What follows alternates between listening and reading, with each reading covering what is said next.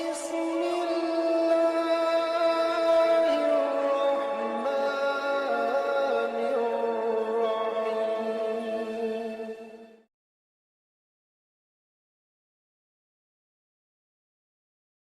Assalamualaikum warahmatullahi wabarakatuh.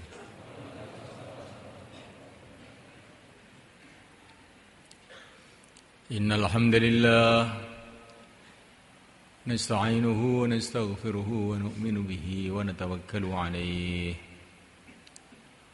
wa na'udzu bihi min shururi anfusina min sayyiati a'malina. من يهديه الله فلا مضل له ومن يضلل فلا هادي له أشهد أن لا إله إلا الله وحده لا شريك له وأشهد أن سيدنا ومولانا محمدا عبده ورسوله اللهم صل وسلم وبارك عليه وعلى آله وأصحابه والتابعين لهم إلى يوم القيامة أما بعد.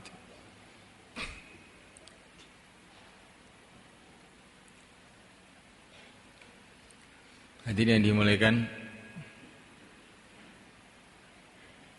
kita bersyukur kehadirat Allah Subhanahu wa taala. Allah Subhanahu wa taala telah menghadirkan kita dalam bulan suci, bulan Ramadan, yang dikatakan oleh yang mulia baginda Nabi SAW sebagai syahrun mubarak, bulan yang diberkati oleh Allah.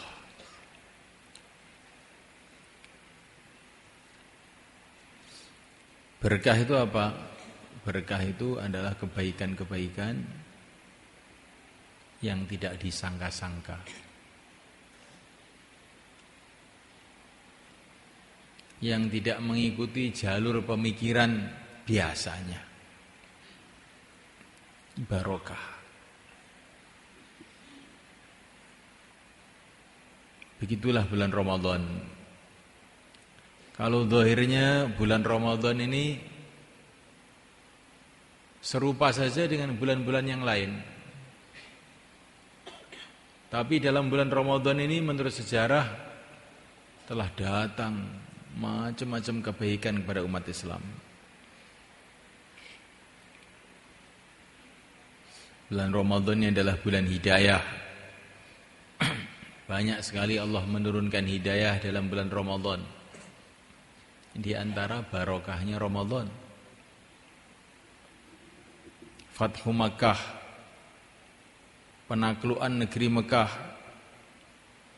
di mana orang-orang Mekah berbondong-bondong masuk Islam, yang akhirnya diikuti oleh seluruh orang Jazirah Arab, dan akhirnya tersebar agama kemana-mana seluruh dunia, terjadi pada bulan Ramadan.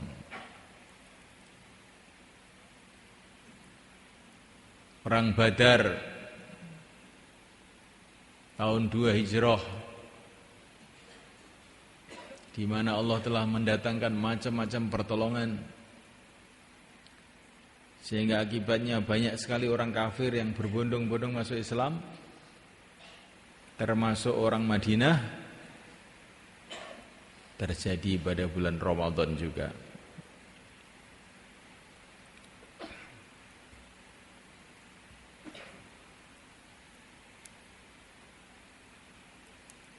Turunnya Al-Quran yang merupakan sumber hidayah, satu-satunya kitab yang dijaga oleh Allah keasliannya sampai kiamat, terjadi dalam bulan Ramadan. Syahrul Ramadan alladzi unzila fihi al-Quran.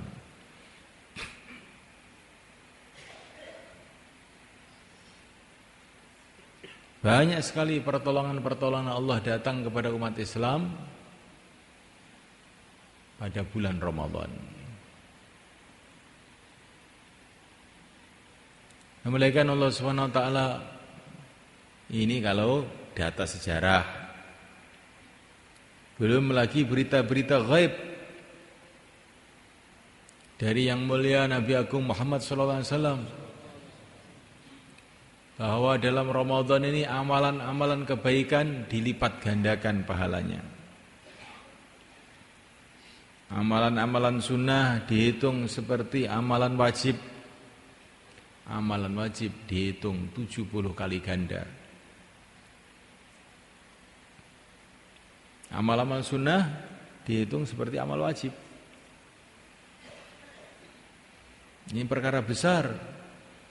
Amal sunnah ini walaupun beribu-ribu kali tidak bisa menyamai satu amalan wajib. Tapi dalam bulan Ramadan seluruh amal sunnah dihitung seperti amal wajib.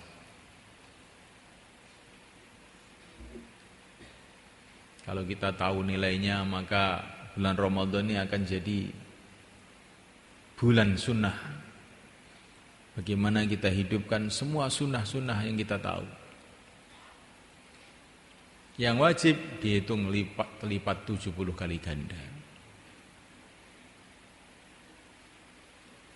Nah, mulaikan Allah Ta'ala dalam bulan Ramadan ini doa-doa dimakbulkan.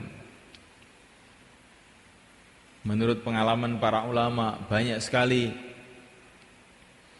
orang-orang yang dalam Ramadan ini doa-doanya dimakbulkan. Orang dalam kesulitan dengan doanya kemudian dimudahkan.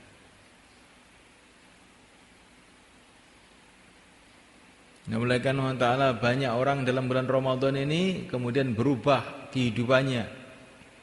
Sehingga asalnya orang-orang ahli maksiat menjadi orang-orang ahli taat. Orang-orang biasa telah menjadi wali-wali Allah. Barokahnya Ramadan. Maka saya mulaikan baginda Nabi SAW, ini orang yang sudah sibuk senantiasa setiap saat dalam amal. Tetapi kalau Ramadan dilipat-lipatkan lagi kesibukannya. Begitu juga para sahabat radhiyallahu ta'ala ajma'in. Mereka ini sebelum Ramadan juga sudah sibuk. Tapi kalau Ramadan berlipat-lipat kesibukannya dalam kebaikan.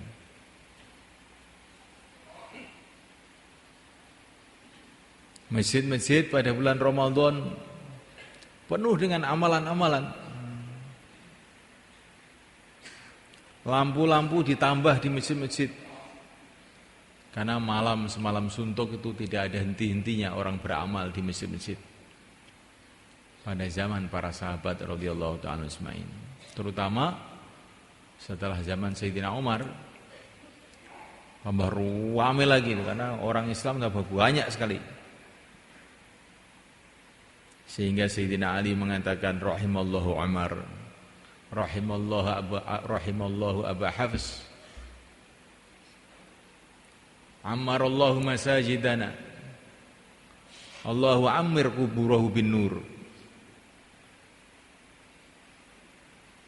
nawwara Umaru masajidana, nawwarallahu qabrahu bin nur. Semoga Allah menerangi kuburnya Umar dengan cahaya, karena dia telah membuat masjid-masjid terang benderang dalam bulan Ramadan ini. Di Ramadan ini bulan yang barokah. Di barokah bagi siapa? Bagi yang memperhatikan bulan Ramadan.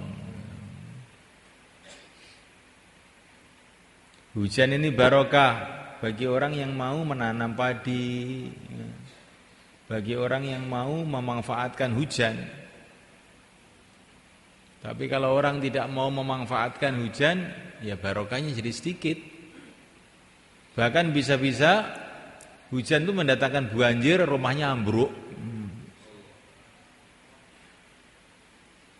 Begitu juga bulan yang suci ini. Kalau kita perhatikan akan datang macam-macam kebaikan. Tapi kalau kita sepelekan, kita rendahkan, bisa-bisa bulan yang suci justru jadi malapetaka buat kita.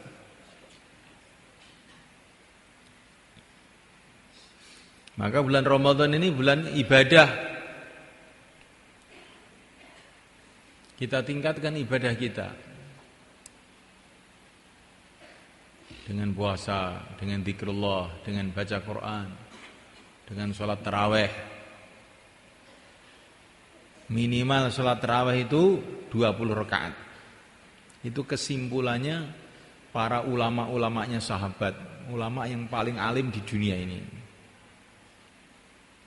Jangan mau kalau ada orang minta korting. Kalau di toko minta korting, Pak. Kalau tarawih tidak ada korting. Minimal 20. Insyaallah. Ini ada dalilnya, ini dalilnya. Saya tidak tahu dalil. Yang penting sahabat tuh alim-alimnya manusia ini tarawihnya 20. Sampai sekarang pun di Masjid Madinah 20, enggak ada yang berani ngerubah. Walaupun pemerintahannya sudah jungkir balik karuan, tapi enggak berani ngerubah 20 itu. 20 sampai sekarang. Di Mekah juga 20 sampai sekarang, sudah 100, sudah 1400 tahun. Enggak ada yang berani ngerubah. Kalau ada orang-orang yang berani ngerubah itu orang-orang yang tidak berpikir panjang. Sahabat lebih tahu mengenai kesimpulan hadis-hadis, kesimpulan Al-Quran. Maka nanti malam tarawih semua 20, insyaallah. Para ulama-ulama yang sudah diakui kealimannya, Al-Imam Asy-Syafi'i, Al-Imam Malik, Al-Imam Abu Hanifah, Al-Imam Ahmad bin Hanbal, semua tokoh-tokoh ulama 20. Hanya orang Jawa saja kadang-kadang itu minta korting. Ini rumah saya yang pasar apa? Korting. Kalau bisa sekarang ini kita ini tarawihnya malah ditambah 100 rakaat, 200 rakaat sampai pagi. Ini Ramadan, bulan barokah, bulan panen. Insyaallah mulai kan? Ini bukan khilafiyah semula kan? Dakwah enggak boleh bicara khilafah. Ini bukan khilafiyah. Seluruh sahabat 20 itu bukan khilafiyah. Orang yang mengatakan ini khilafiyah enggak baca sejarah. Dulu zaman sahabat seluruh orang Islam 20. Ini bukan khilafiyah. Boleh aja ngomong begini nih. Yang bilang khilafiyah itu orang tidak tahu sejarah kehidupan umat Islam. Khilafiyah itu ngitungnya bukan sekarang, zaman dulu. Kalau sekarang ini khilafiyahnya banyak, ada yang sholat, ada yang enggak sholat. Ada yang subuh jam 5, ada yang jam 8. Nah kalau khilafiyah ngikuti orang sekarang, rusak jagatnya. Di khilafiyah itu melihat orang zaman dulu, zaman para sahabat dulu ketika orang itu masih bersih. Nanti disuruh bangun malam, khilafiyah Pak, ini khilafiyah, jangan bicara. Sebagian sholat, sebagian tidur. Nah, kita khilafiyah, jangan kita bicarakan dalam dakwah. Loh, rusak ini nanti ya kajian. Jadi saya mulaikan Allah SWT. Ada perkara itu yang tidak boleh khilafiyat. Ada yang perkara itu boleh khilafiyat. Kalau orang-orang zaman dulu tidak khilafiyat, jangan sekarang kita jadi khilafiyat.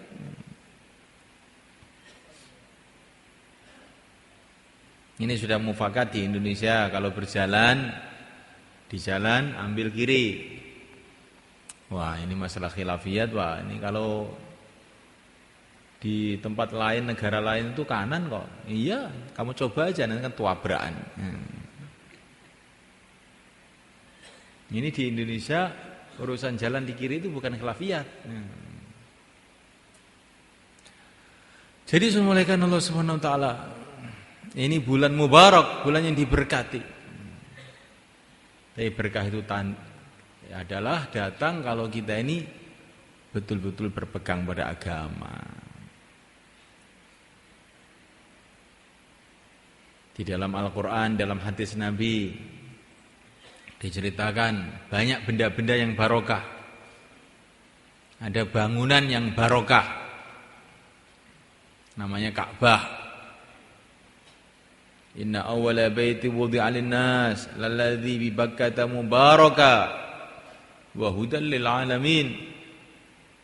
Ka'bah ini bangunan barokah.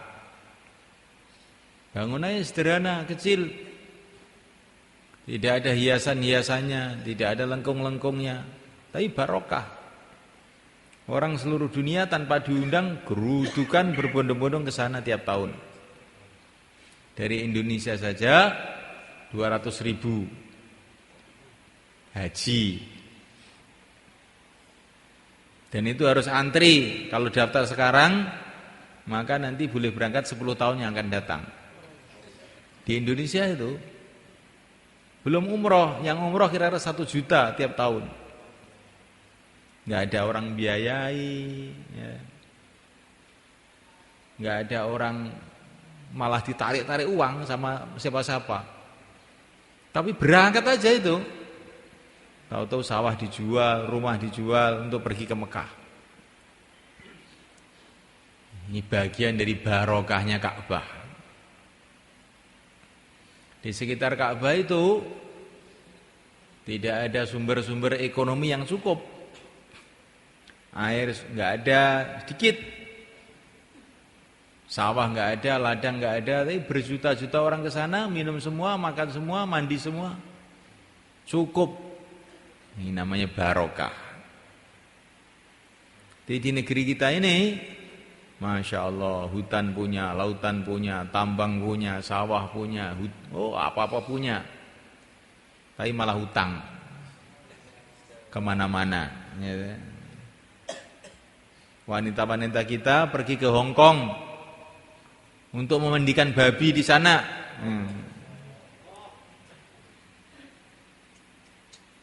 Padahal Hong Kong itu negeri kecil yang nggak punya apa-apa. Ini Indonesia negeri besar. Ini termasuk kurang barokah ini mulai kan.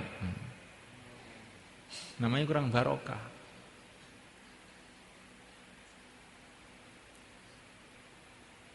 Jadi orang itu yang dipikirkan barokahnya, bukan banyaknya benda yang dia lihat itu. Lah barokah itu sumbernya kalau kita ini berpegang dengan sungguh-sungguh agama Allah. Maka nanti perkara-perkara yang sederhana tahu-tahu mendatangkan kebaikan-kebaikan enggak ada habis-habisnya.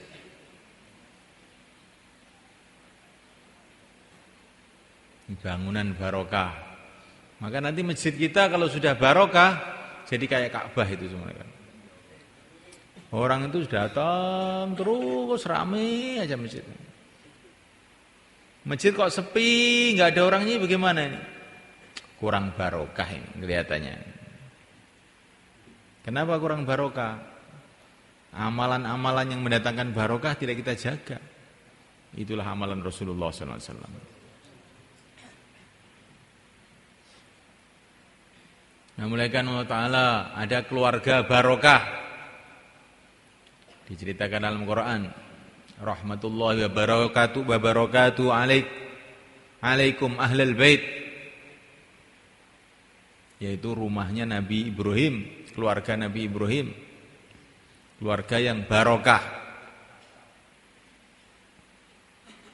Nabi Ibrahim itu asalnya tinggal di Babil, di dekatnya Irak sana.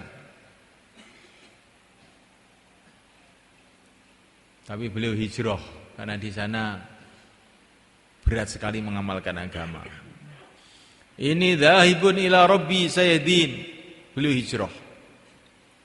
Untuk kepentingan agama, beliau tinggalkan ini rumahnya, negerinya yang subur makmur. Beliau pergi ke Syam, ke Masjidil Aqsa. Di sana beliau kawin dengan Siti Sarah. Diberkati oleh Allah SWT. Anaknya Sarah akhirnya melahirkan Nabi Ishak. Ishak akhirnya melahirkan Nabi Yakub. Nabi Yakub melahirkan Nabi Yusuf. Melahirkan seluruh nabi-nabi, kebanyakan nabi-nabi yang kita baca dalam Quran itu semua anak cucunya Sarah, istri Nabi Ibrahim alaihissalam yang ada di Palestina sana. Kuburannya sampai sekarang masih ada. Keluarga yang barokah. Kemudian beliau pergi ke Mekah. Di sana beliau meninggalkan istrinya yang kedua, Siti Sarah, Siti Hajar, barokah lagi. Menurunkan Nabi Ismail, menurunkan orang Arab, menurunkan yang mulia Nabi Agung Muhammad SAW. Nabi Agung Muhammad SAW menurunkan Siti Fatimah radhiyallahu ta'ala anha. Fatimah menurunkan Hasan Husain radhiyallahu ta'ala anhuma. Husain ini akhirnya menurunkan Ali Zainal Abidin, akhirnya menurunkan Wali Songo. Mengislamkan orang di Indonesia ini. Jadi malaikat Allah Ta'ala ini namanya keluarga barokah. Menurunkan orang-orang soleh, menurunkan orang-orang takwa, pejuang-pejuang.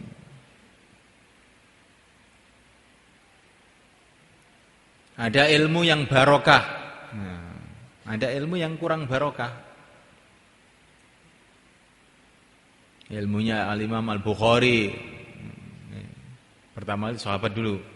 Ilmunya Abu Hurairah radhiyallahu ta'ala anhu. Abu Hurairah itu semula kan tidak pernah nulis. Beliau tidak bisa nulis. Tapi ilmunya itu dibaca orang sampai sekarang. Ini barokah. Tidak bisa nulis, tidak punya percetakan, nggak punya apa-apa, tapi ilmunya diberkati sehingga 1400 tahun ilmunya masih dibaca orang sampai sekarang. Ini namanya ilmu yang barokah. Dulu Abu Hurairah ketika masih muda, mulai kan ada di Masjid Nabawi,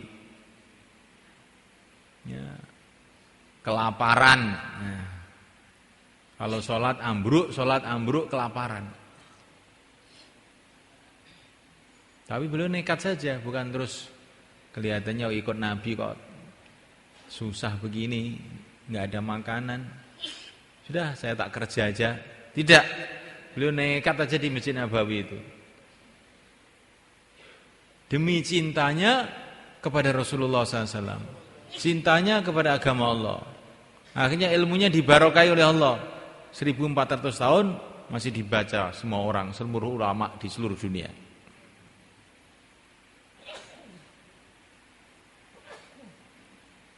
Sekarang turun Al-Imam Al-Bukhari, Al-Imam Muslim, Al-Imam Abu Dawud. Ini orang-orang biasa juga. Tapi Allah memberkati ilmunya sehingga akhirnya dipelajari di pesantren-pesantren, di madrasah-madrasah seluruh dunia. Al-Imam Asy-Syafi'i, Al-Imam Malik, Al-Imam Abu Hanifah. Ada apanya itu kok ilmunya jadi tersebar seluruh dunia itu? Beliau tidak punya kekuasaan, beliau tidak punya apa-apa, tidak ada uang untuk menyebarkan ilmunya.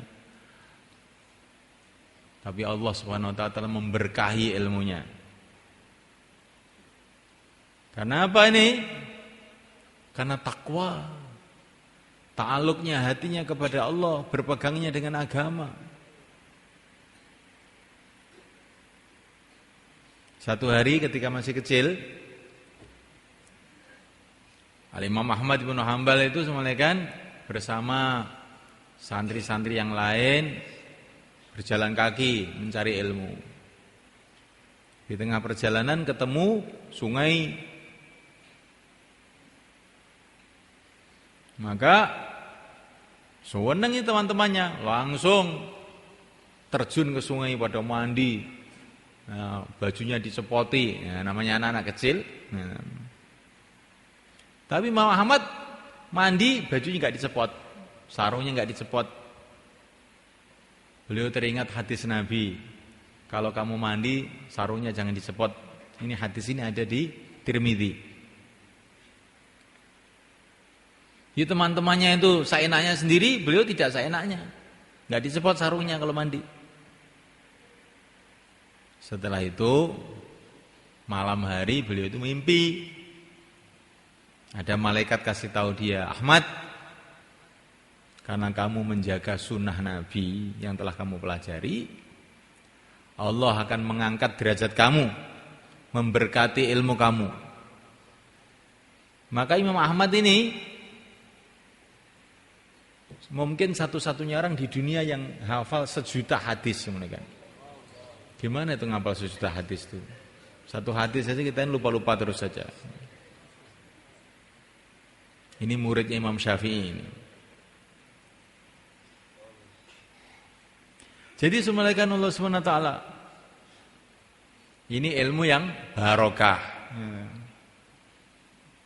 Sekarang orang belajar di sekolahan, bikin tesis, bikin disertasi, nulis buku tebal sekian, tak tulis, akhirnya dapat gelar S3. Setelah dapat gelar S3, terus bukunya itu dimasukkan lemari, nggak ada orang mau lihat, dan dia sendiri juga tidak mau lihat. Ila yaumil qiyamah. Ini kelihatannya loh, kok kurang barokah kelihatannya itu ilmunya itu. Nah, mulaikan Allah Subhanahu wa taala. Jadi ada bangunan barokah, ada keluarga barokah, ada ilmu barokah, ada dakwah barokah. Dakwahnya Rasulullah SAW. Dan di akhir zaman ini saya lihat termasuk dakwah barokah itu dakwahnya Syekh Muhammad Ilyas. Awal-awalnya itu semuanya kan kelihatannya sangat sederhana itu usahanya Syekh Ilyas itu. Beliau berpikir, menangis, risau bagaimana umat ini kembali kepada agama. Sampai beliau ini diceritakan iktikaf di Masjid Madinah itu 8 bulan. Iktikaf aja nangis, ya Allah, apa yang harus saya buat ini supaya umat ini kembali kepada agama. Isa Ilyas itu mau dakwah ini bukan enak gitu aja. Beliau ini mikir, beliau ini nangis berbulan-bulan bahkan bertahun-tahun. Iktikaf di Masjid Nabawi itu akhirnya beliau dapat mimpi Rasulullah, dan mimpi Rasulullah itu dikatakan dalam hadis hak. Rasulullah itu mengatakan kepada Syekh Ilyas, kamu mulai seperti saya mulai dulu. Kamu mulai seperti saya dulu mulai. Maka Syekh itu terkejut. Bagaimana ini? Saya mulailah seperti saya dulu mulai. Nah, beliau ini orang ahli hadis, ahli sejarah. Beliau faham bagaimana dulu Nabi mau mulai kerja. Nah, oleh karena Allah SWT, maka beliau datang ke ulama-ulama kemana-mana itu. Saya kok mimpi begini bagaimana? Apa ya mampu saya itu memulai seperti Rasulullah memulai itu, apa ya mampu? Jangan bilang begitu, kata seorang ulama. Itu kan perintah Rasulullah untuk kamu dalam mimpi itu.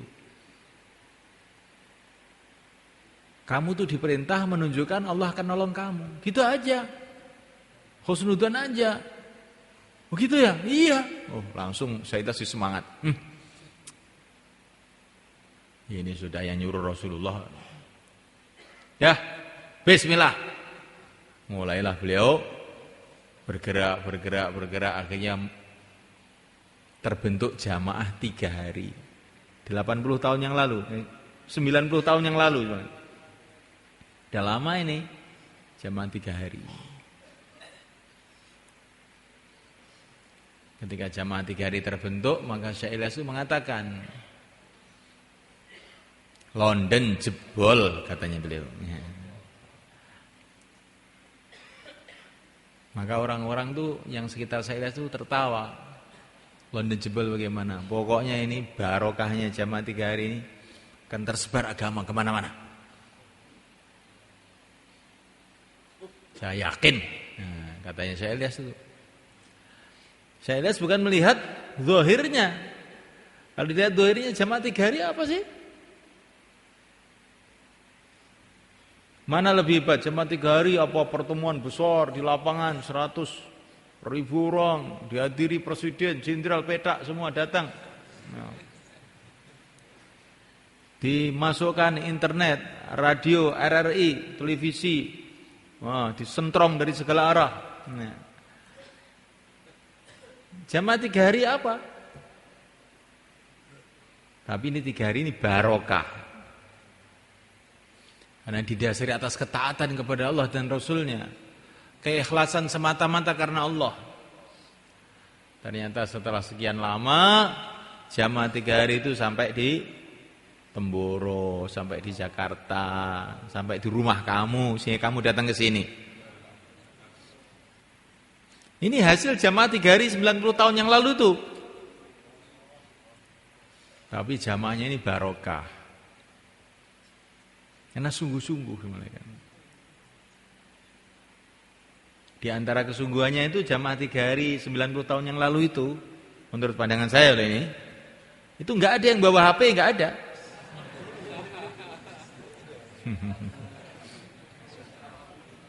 Enggak ada. Seumpama barokah itu dalam HP, Rasulullah akan dikasih HP 1 truk. Apa Allah tidak berkuasa memberi HP Rasulullah? Kuasa enggak? Nah, berarti HP itu bukan termasuk asbab barokah. Yaitu asbab ngelamun, mau 4 bulan, gara-gara telepon istrinya harus pulang. Itulah HP. Di masjid tapi yang dipikir dunia.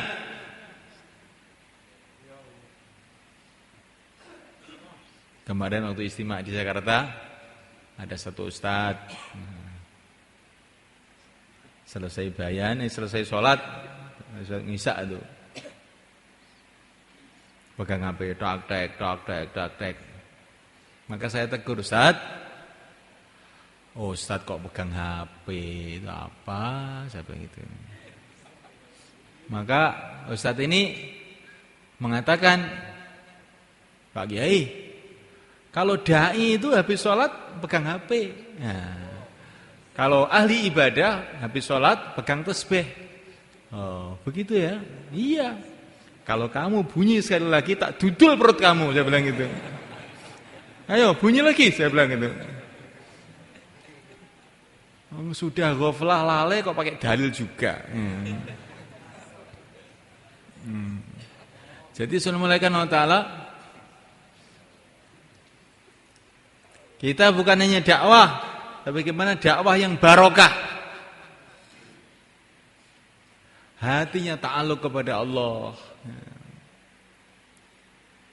Man yuti'illah wa rasul wa yakhshallah wa yattaqhi faulaika humul faizun. Barang siapa taat kepada Allah, zahirnya itu taat. Hatinya wa yakhshallah, hatinya dipenuhi dengan takut kepada Allah. Wa yattaqhi, takwa. Takwa itu maksudnya amal agama itu dengan sungguh-sungguh, dengan teliti, hati-hati. Bukan sak melaku nih, sak jalan-jalannya, bukan begitu. Itu bukan takwa. Takwa itu amal dengan sungguh-sungguh, dengan teliti. Hatinya dipenuhi dengan takut kepada Allah. Faulaika humul faizun, mereka inilah orang-orang yang sukses.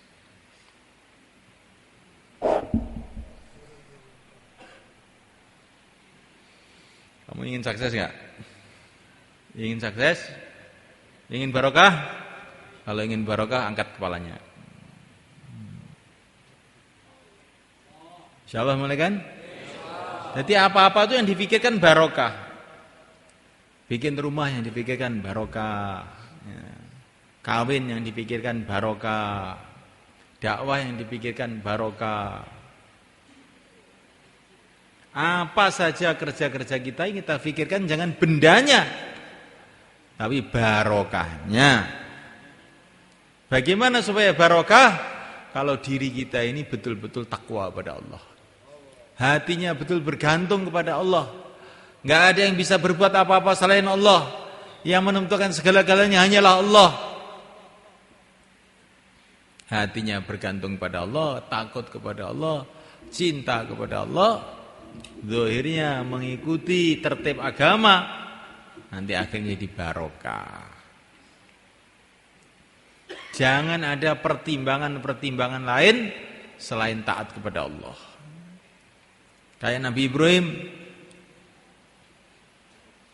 asalnya ada di tanah yang subur, yang rame,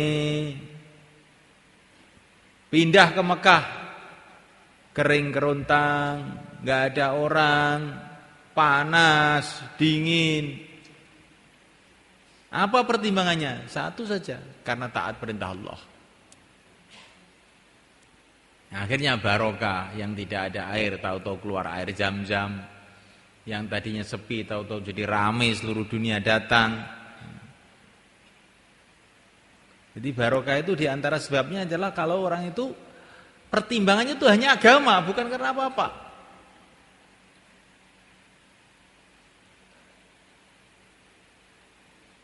Maka semulaikan Allah Ta'ala,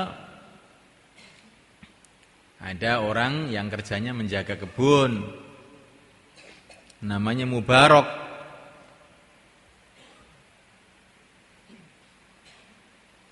Maka pemilik kebun itu datang ke Mubarak. Mubarak, ambilkan delima yang manis Mubarak. Diambilkan, ternyata kecut. Diambilkan lagi, ternyata masam. Maka pemilik kebun itu marah-marah. Mubarak, kamu kan sudah kerja di kebun ini 8 tahun, masa enggak ngerti itu? Delima yang manis, delima yang tidak manis. Tuhan, saya ini kan tugasnya menjaga kebun, bukan untuk memakan kebun. Jadi bagaimana maksud kamu? Ya selama 8 tahun ini saya belum pernah makan delima di kebun ini. Betul, betul. Wah, ini orang ajaib ini. 8 tahun menjaga kebun delima, belum pernah makan delima. Mubarak, kamu jangan kerja di kebun ini sekarang. Kamu sekarang kerja di rumah saya aja untuk menerima tamu-tamu. Kamu ini termasuk makhluk langka ini. Perlu diawetkan. Malaikat Allah SWT. Satu hari Mubarak ini melihat tuannya ini kelihatannya itu resah, susah. Maka ditanya sama Mubarak, ada apa tuan? Kelihatannya kok bingung. Ini loh anak saya ini. Sudah gede, banyak yang melamar, orang-orang kaya, pejabat-pejabat di negeri ini. Banyak yang lamar anak saya, tapi saya nggak ada yang mantep, gimana? Gitu saja kok bingung tuan, kata Mubarak. Nah, terus gimana? Kalau ikut orang Nasrani, itu kalau cari mantu, cari yang kaya. Cari yang ganteng. Kalau orang Nasrani, suka yang indah-indah. Cari yang ganteng kalau cari mantu. Kalau ikut orang Yahudi, Yahudi itu senang duit. Kalau cari mantu, yang duitnya banyak.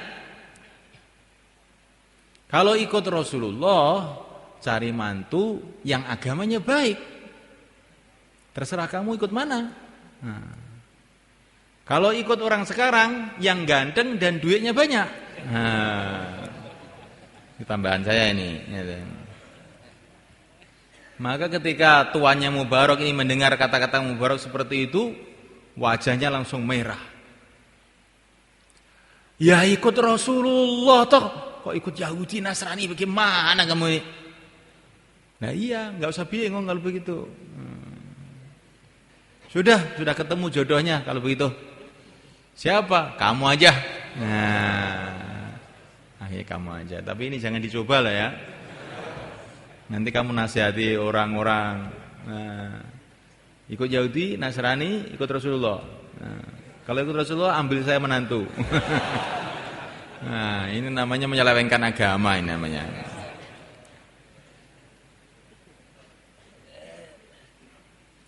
Akhirnya diambillah Mubarak jadi mantunya.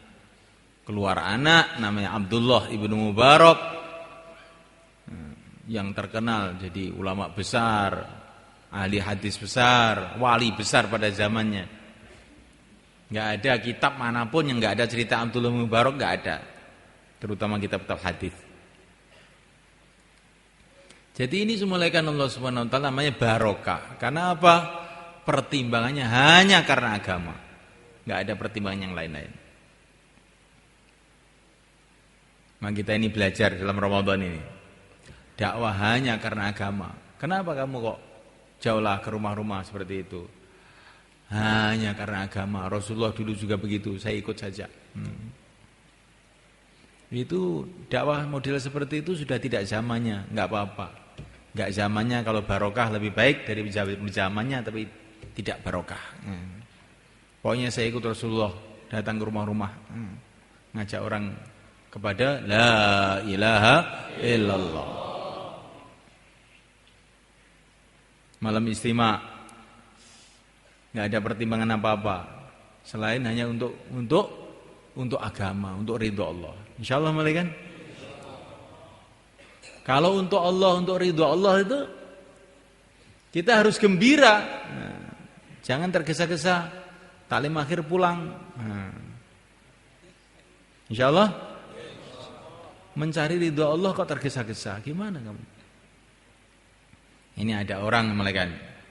Ada orang menghadap kepada seorang raja atau presiden. Ini perumpamaan saja. Maka oleh presiden nanti dipersilakan duduk. Silakan duduk. Anda perlu apa? Sampaikan sama saya. Baru duduk 5 menit, dia bilang, Pak Presiden, saya tergesa-gesa nanti, ya. Tergesa-gesa, repot saya. Kapan-kapan aja ya. Nah, Assalamualaikum. Pulang. Kira-kira bagaimana? Maka presiden nanti akan mengatakan orang bodoh tolol. Tidak semua orang saya izinkan masuk istana saya ini. Sudah saya kasih izin dia masuk istana. Saya persilakan duduk, malah tergesa-gesa ingin pulang. Satpam, orang ini kalau nanti datang lagi jangan boleh masuk ya. Sudah sana, di luar sana aja. Orang nggak punya adab. Bodoh, tolol, dungu. Nah, ini kepada manusia semuanya kan. Sekarang kita ini di masjid ini di Baitullah. Ya, kan? Setiap malam ada iklan di langit. Hal min sa'ilin fa'u'tiyah. Siapakah yang mau minta akan saya kasih. Ini Allah SWT menyuruh para malaikat untuk masih iklan. Siapa yang mau minta akan saya kasih. Kemudian kita, saya tergesa-gesa ini.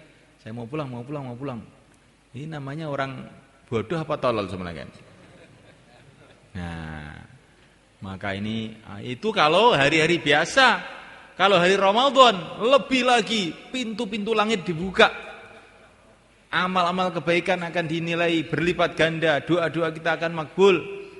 Kok tergesa-gesa pulang, ini namanya tidak baik. Insyaallah malaikat. Nah. Malaikat Allah SWT. Masya Allah, ini Ramadan. Enggak terasa, tahu-tahu sudah beberapa hari. Nanti tidak terasa, tahu-tahu sudah hampir habis. Tahu-tahu sudah hari raya, enggak terasa. Begitulah kehidupan ini malaikat.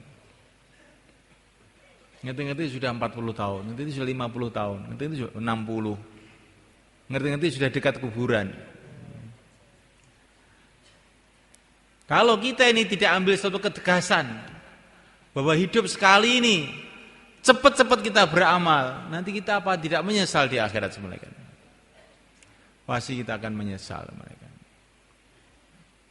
Bukan hanya itu saja semulaikan, amal kebaikan ini bukan barokahnya di akhirat saja, tapi juga di dunia juga. Jadi amal agama itu bukan hanya untuk kebaikan akhirat, dunia juga. Sempurnanya hasilnya nanti di akhirat. Karena Allah itu adalah Tuhannya dunia, Tuhannya akhirat. Pemilik dunia, pemilik akhirat. Penguasa dunia, penguasa akhirat. Kalau kita mengamalkan agama Allah, taat kepada Allah dengan sungguh-sungguh, maka kebaikan itu akan datang kepada kita dunia dan akhirat. Kebaikan dunia itu bagaimana? Kebaikan dunia itu bukan kalau duitnya banyak. Kalau duitnya banyak, korun juga banyak. Kebaikan dunia bukan kalau jadi pejabat. Fir'aun juga jadi pejabat, Joshua jadi pejabat. Padahal mereka itu orang-orang intip neraka semua. Kebaikan itu semulaikan kalau hidup kita ini dipenuhi dengan zikrullah, dipenuhi dengan iman, dipenuhi dengan yakin, kehidupan kita mengikuti Nabi, sahabat, itulah namanya kebaikan. Dan hati kita mantap, gitu lah. Kehidupannya ikut Nabi, ikut sahabat, dan hatinya mantap, madep, gak bingung. Ikut Nabi kok bingung? Gimana? Ikut Nabi sudah gak usah bingung. Ikut orang yang dipilih oleh Allah, yang dibimbing langsung oleh Allah. Kok bingung? Kalau ikut selain Nabi boleh bingung gak? Ikut sahabat jangan bingung. Sahabat itu sudah diridhoi oleh Allah kok. Ikut orang yang diridhoi oleh Allah kok bingung. Kalau ikut setan malah tenang. Ini kalau otak kualik namanya. Hati tenang, tentrem, mantep, ikut Nabi, ikut sahabat. Nah, inilah kehidupan yang baik. Ikut Nabi, ikut sahabat itu bagaimana? Garis besarnya, hari-hari dakwah, hari-hari ibadah, hari-hari taklim dengan akhlak yang baik. Itulah namanya ikut Nabi, sahabat. Itu garis besarnya. Kalau telitinya, rincinya, ya panjang diceritakan. Tapi kalau yang besar-besar ini kita hidupkan, yang kecil-kecil nanti insya Allah Allah akan mudahkan. Hari-hari dakwah, sebagaimana seluruh para nabi hari-hari dakwah, maka kita ini pun hari-hari mesti dakwah. Kalau ada hari kita belum ngajak orang kepada Allah, ngajak orang untuk taat kepada Allah, ngajak orang mikir akhirat, berarti hari itu kita telah nyeleweng dari jalannya para nabi, dari jalannya Rasulullah SAW. Jangan ada hari tanpa taklim. Kalau kita ini ada hari tanpa taklim, berarti hari kita ini sudah tidak mengikuti jalur Rasulullah, jalur para sahabat, jalur orang-orang yang baik. Jangan ada hari tanpa ibadah, tanpa berhubungan langsung kepada Allah. Bagaimana kita ini setiap detik, setiap menit perlu kepada Allah, kok sampai lupa kepada Allah itu bagaimana? Setiap detik kita perlu dengan bantuan Allah, dengan bimbingan Allah, dengan hidayah Allah. Jangan sampai ada detik-detik kita lupa kepada Allah. Kita tidak ibadah kepada Allah. Jangan ada hari-hari tanpa akhlak, tanpa berkhidmat kepada umat. Karena orang yang senantiasa berkhidmat pada umat, berakhlak yang baik dengan umat Islam, maka doa-doanya akan makbul. Kalau orang itu akhlaknya buruk, doanya tidak makbul. Nabi itu orang yang akhlaknya paling tinggi. Tapi setiap sholat beliau doa, Allahumma hdini li ahsanil akhlaq. La yahdi li ahsaniha illa anta. Ya Allah, tunjukilah aku akhlak yang baik. Tidak ada yang menunjuki aku akhlak yang baik selain Engkau. Jauhkanlah aku dari akhlak yang buruk. Tidak ada yang bisa menjauhkan aku dari akhlak yang buruk selain Engkau. Ya, akhlak ini penting sekali semuanya kan. Akhlak itu bukan supaya orang-orang senang sama kita, bukan itu. Yang penting lagi supaya Allah senang dengan kita, doa-doa kita makbul. Adapun orang senang atau tidak itu nomor 2 itu malaikat. Kalau Allah sudah senang nanti orang-orang jadi senang. Man aslaha ma bainahu wa bainallah, aslahallahu ma bainahu wa bainan nas. Siapa memperbaiki hubungannya dengan Allah, Allah akan perbaiki hubungan dia dengan manusia. Ini hubungan saya dengan ini kok rusak, hubungan saya dengan istri rusak, hubungan saya dengan anak rusak. Oh, ini mesti sumbernya asal mulanya hubungan kita dengan Allah rusak. Hati kita suka lupa kepada Allah. Anggota tubuh kita banyak lupa, banyak maksiat kepada Allah. Akhirnya Allah rusak hubungan kita dengan keluarga kita, dengan teman-teman kita, dengan mana-mana. Maka akhlak yang baik itu maksudnya supaya Allah ridha pada kita. Insyaallah malaikat. Assalamualaikum. Sekarang kita akan doa. Setelah doa kita persiapan berbuka di sebelah sana. Ya. Kemudian sholat maghrib. Habis sholat maghrib nanti kumpul per zon. Yang biasanya habis bayan maghrib itu semuanya kan. Itu nanti habis sholat maghrib langsung kumpul kawasan-kawasan. Ya. Halakoh-halakoh kumpul. Setelah itu sholat isya, taraweh. Tarawehnya di sini ada 2. Di sini 1 juz. Kalau di sebelah timur sana, di rumah sebelah timur tempatnya Pak Bet itu 10 juz. Tinggal milih yang mana. Kurang dari 1 juz tidak ada. Insyaallah kan? Nah, kita harus ada semangat kayak semangatnya orang-orang dulu. Sahabat dulu tarawih saya menjelang subuh. Jangan kita ditipu oleh syaitan. Itu kan sahabat, saya bukan sahabat, saya ini orang Temboro. Yang mau ke surga itu sahabat saja, kamu enggak ikut. Nah, yang perlu pahala itu sahabat saja, kamu enggak perlu. Yang perlu pertolongan Allah itu orang dulu aja, kamu tidak perlu. Loh, saya ya perlu. Lah iya. Tarawih sampai selesai. Insyaallah mulai kan? Insyaallah. Tarawih taklim akhir. Setelah taklim akhir itu ustaz-ustaz yang biasanya di depan itu kumpul. Terus i'tikaf. Setelah i'tikaf jam 1 tahajud. Insyaallah mulai kan? Jam 3 sahur. Terus nanti jam 5 sholat subuh. Setelah sholat subuh apa? Bayan subuh. Setelah bayan subuh sholat isyraq. Setelah sholat isyraq musyawarah di sana. Itu namanya istima. Kalau begitu itu. Insyaallah mulai kan? Kalau habis taklim akhir pulang itu namanya separuh istima. Sholat itu tengah-tengah sholat ngentut itu namanya. Maka kita ini Ramadan kita mulai istima sempurna insyaallah. Insyaallah maksudnya janji kepada Allah kan. Hati-hati kamu ya.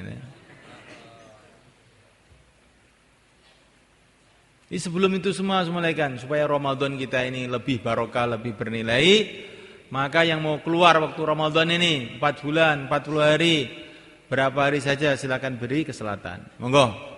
Yang mau keluar 4 bulan 40 hari silakan. Monggo.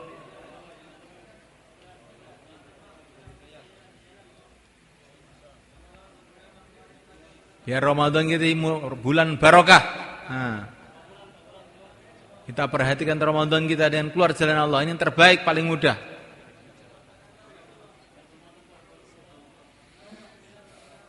Jadi 700.000 Ramadan. Nah, silakan mulaikan. 700.000 Ramadan. Silakan.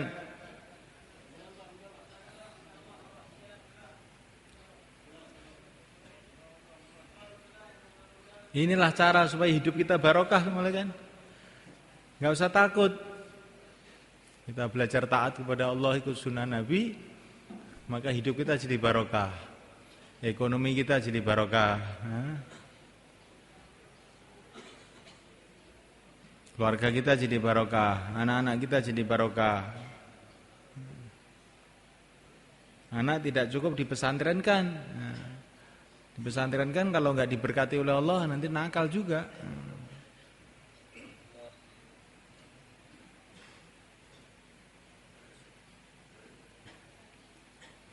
Insyaallah kita akan doa semua. Allahumma shalli wa sallim barik ala sayyidina Muhammad wa ala ali sayyidina Muhammad. Wa radhiyallahu ta'ala an kulli ashabi Rasulillah ajma'in. Alhamdulillahi rabbil alamin. Alhamdulillahi rabbil alamin. La ilaha illallah al-azimul halim. La ilaha illallah al-halimul karim. Subhanallah rabbul arsyil azim. Alhamdulillahi rabbil alamin. Nas'aluka mujibati rahmatik wa azaima maghfiratik. والسلامة من كل ذنب والغنيمة من كل بر لا تدع لنا ذنبا إلا غفرته ولا هما إلا فرجته ولا عسيرا إلا يسرته ولا ضالا إلا هديته ولا مبتلا إلا عافيته ولا مريضا إلا شفيته ولا عدوا إلا كفيتنا شره ولا حاضرا إلا توليت أمره ولا حاجة من حوائج الدنيا والآخرة لك في رضا لنا فيها صلاة إلا أن تنال قضائها ayasarta wa najataha birahmatika ya arhamar rahimin. Ya Allah ampunilah kami ya Allah. Ya Allah ampunilah kami ya Allah. Ya Allah ampunilah kami ya Allah. Ampunilah kedua orang tua kami ya Allah. Ampunilah ahli keluarga kami ya Allah. Ampunilah teman-teman perjuangan kami ya Allah. Ampunilah umat Islam di seluruh alam ya Allah. Ampunilah umat Islam di seluruh alam ya Allah. Janganlah Engkau hancurkan umat ini ya Allah karena dosa-dosa mereka ya Allah. Ampunilah ya Allah, berikanlah hidayah kepada mereka ya Allah, tuntunlah mereka ya Allah menuju ridha-Mu ya Allah. Satukanlah hati umat Islam di seluruh alam, satukanlah hati umat Islam di seluruh alam ya Allah. Berikanlah kepada mereka ya Allah pimpinan-pimpinan yang adil, pimpinan-pimpinan yang baik ya Allah. Berikanlah kepada mereka ya Allah pimpinan-pimpinan yang baik ya Allah. Ya Allah umat Islam ya Allah, pandanglah mereka dengan kasih sayang-Mu ya Allah. Tuntunkanlah mereka ya Allah. Satukanlah hati mereka ya Allah. Satukanlah fikir mereka ya Allah untuk kerjasama menghidupkan agama-Mu, menyebarkan agama-Mu di seluruh alam. Ya Allah mudahkanlah urusan-urusan kami. Ya Allah selesaikanlah masalah-masalah kami. Ya Allah berkatilah ya Allah semua urusan-urusan kami, urusan dunia kami, urusan agama kami ya Allah. Ya Allah berikanlah pada kami ya Allah iman yang sempurna, yakin yang mantap, akhlak dan budi pekerti yang mulia, rizki yang halal yang barakah, ilmu yang bermanfaat, teman-teman yang baik. Ya Allah, ya Allah, ya Allah, jadikanlah Ramadan kami ini ya Allah pembuka kebaikan ya Allah untuk diri kami, keluarga kami, untuk seluruh umat Islam di seluruh alam ya Allah. Jadikanlah Ramadan kami ini ya Allah pembuka barakah, pembuka kebaikan, pembuka hidayah untuk seluruh umat Islam di seluruh alam ya Allah. Naikkanlah usaha agama ini ya Allah. Naikkanlah usaha agama ini ya Allah. Kokohkanlah usaha agama ini ya Allah. Terimalah usaha agama ini ya Allah. Berkatilah usaha agama ini ya Allah. Jadikanlah usaha agama ini ya Allah asbab hidayat seluruh alam ya Allah. Ya Allah berikanlah pada kami, ahli keluarga kami, santri-santri kami, teman-teman perjuangan kami, umat Islam seluruh alam, kesabaran, ketabahan, keikhlasan, istiqamah dan kemudahan dalam ridha-Mu, dalam agama-Mu, dalam menyebarkan agama-Mu di seluruh alam ya Allah. Ya Allah, ya Allah, ya Allah, turunkan hidayah di seluruh alam, mudahkanlah hidayah di seluruh alam ya Allah. Ya Allah usaha-usaha yang ingin menghancurkan umat ini ya Allah, hancurkan usaha-usaha itu ya Allah. Hancurkan usaha-usaha ya Allah yang ingin menghancurkan umat ini ya Allah, yang ingin menghancurkan masjid-masjid-Mu ya Allah, ingin menghancurkan agama-Mu ya Allah. Hancurkan usaha-usaha kufar, usaha-usaha munafiqin, usaha-usaha mulhidin, usaha-usaha ahlul batil yang ingin merusakkan umat ini ya Allah. Ya Allah tolonglah umat Islam ya Allah. Tolonglah umat Islam ya Allah. Tolonglah umat Islam ya Allah. Tolonglah umat Islam ya Allah dalam bulan suci yang Ramadan ini ya Allah, sebagaimana Engkau telah menolong ahli Badar, sebagaimana Engkau telah menolong ahli Makkah dalam Ramadan yang mulia ini ya Allah. Ya Allah turunkan hidayah-Mu, rahmat-Mu, barakah-Mu ya Allah. Selesaikan masalah-masalah kami ya Allah. Tutupilah aib-aib kami ya Allah. Satukanlah hati, satukanlah fikir kami ya Allah. Rabbana atina fid dunya hasanah wa fil akhirati hasanah wa qina adzabannar. Wa sallallahu wasallam wa baraka ala sayyidina maulana Muhammad wa ala alihi washabihi ajmain. Alhamdulillahirabbil alamin. Ini ada 10 menit. Ya, siap-siap di sana. Mungkin santri yang ada di sini di tempatnya masing-masing.